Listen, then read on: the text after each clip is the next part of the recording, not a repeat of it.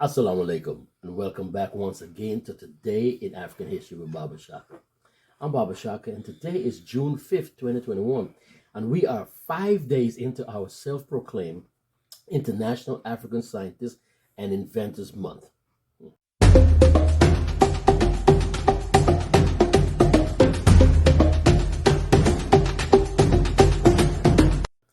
Today, let's take a look at a man who received more than 60 patents for his inventions during his lifetime. His most famous invention was a cup that feeds lubricating oil to machine bearings through his small tube. Machinists and engineers who wanted the genuine McCoy lubricators might have used the expression, quote unquote, the real McCoy, a term meaning the real deal or the genuine article. Right. See, Elijah McCoy was born on May 2nd, 1844, in Colchester, Ontario, in Canada. His parents, George and Mildred McCoy, had been enslaved from birth and became freedom seekers, leaving Kentucky for Canada on the Underground Railroad.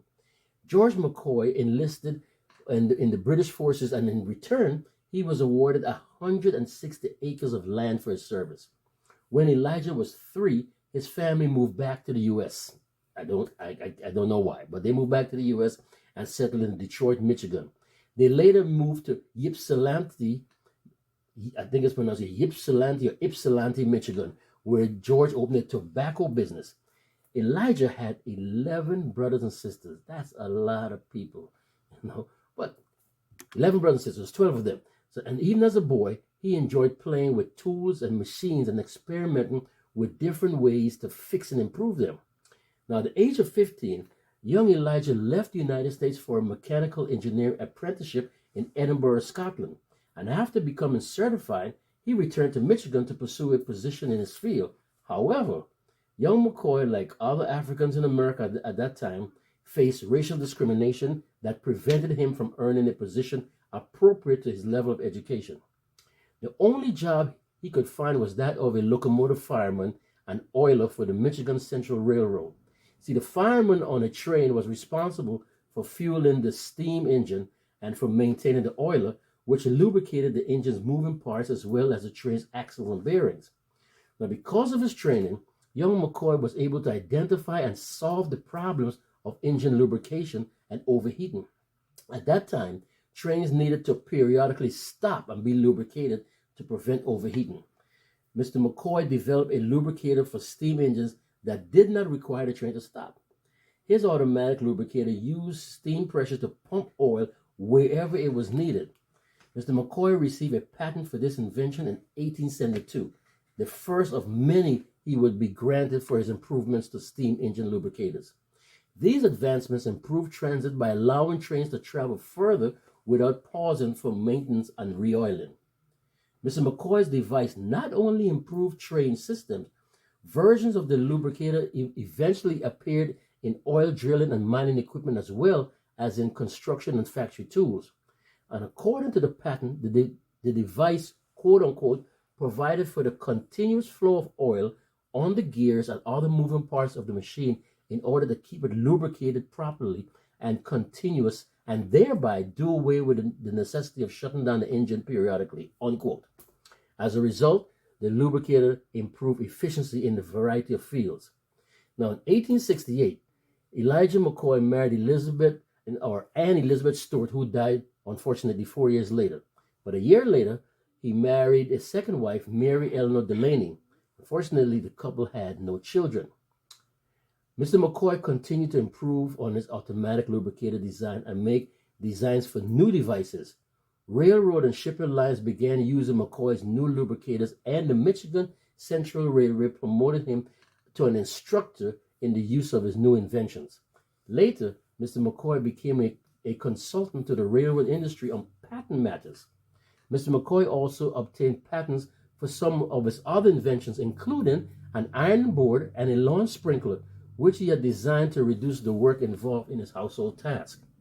Now, in 1922, Mr. McCoy and his wife Mary were in a car accident. Unfortunately, Mary later died from her injuries, and Mr. McCoy experienced severe health problems for the rest of his life, complicating his professional obligations.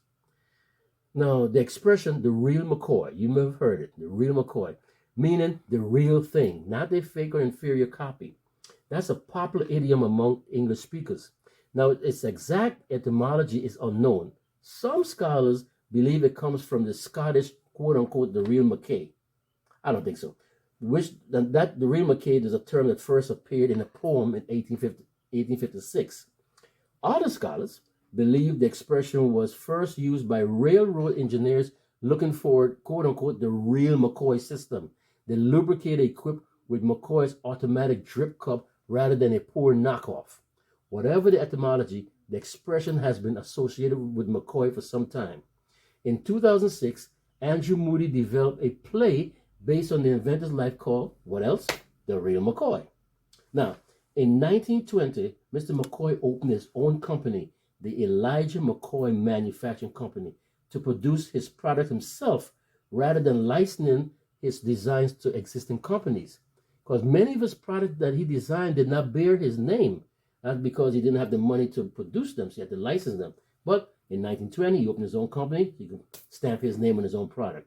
Unfortunately, though, Mr. McCoy suffered in his later years, enduring a financial, mental, and physical breakdown that landed him in the hospital. He died on October 10, 1929, from senile dementia caused by hypertension after spending a year in the Eloise Infirmary in Michigan. Mr. McCoy was buried in Detroit Memorial Park East in Warren, Michigan. So if you're ever in Warren, Michigan, please, feel free to stop by the Detroit Memorial Park East and visit the gravesite of our ancestor Elijah McCoy. Now, Mr. McCoy was widely admired for his ingenuity and accomplishments, especially in the African community. Booker T. Washington cited Mr. McCoy in his quote-unquote, The Story of the Negro as the black inventor with the greatest number of U.S. patents. In 2001, Mr. McCoy was inducted into the National Inventors Hall of Fame. I have no idea why it took so long, why I had to wait till 2001, but that's, of course, the country where we live. A historical marker stands outside his old workshop in Ypsilanti, Michigan, and the Elijah J. McCoy Midwest Regional U.S. Patent and Trademark Office in Detroit is named in his honor. Right? Now, there are a number of books available outlining the life and achievement of Elijah McCoy. Inshallah, I'll list a couple of them down in the comments section. A great big thank you to all of our cherished subscribers. To those of you who have not yet subscribed, we invite you to hit that subscribe button just below the screen. Like and leave a comment down in the comment section below. But most importantly, please share, especially with the young amongst us, because as you and I both know, this material is not taught in our schools. So, until tomorrow, inshallah, this is Baba Shaka with Today in African History. Masalam.